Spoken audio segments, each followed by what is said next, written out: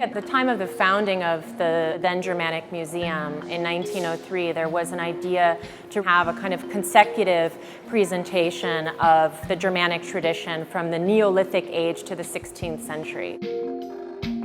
And we see throughout the 20th century how our aims as an institution really changed, and the emphasis came to be primarily on the 20th century and representing actually a sort of shift away from reproductions, which were the core of our founding collection, to the original, from the medieval, in a sense, to the modern.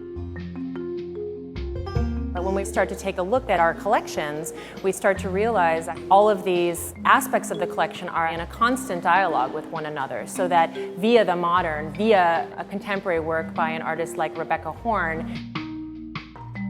or an artist like Ernst Barlach, and the monumental sculpture we've positioned very prominently in the courtyard, we can also take a look back from the modern back to the medieval, and the medieval then back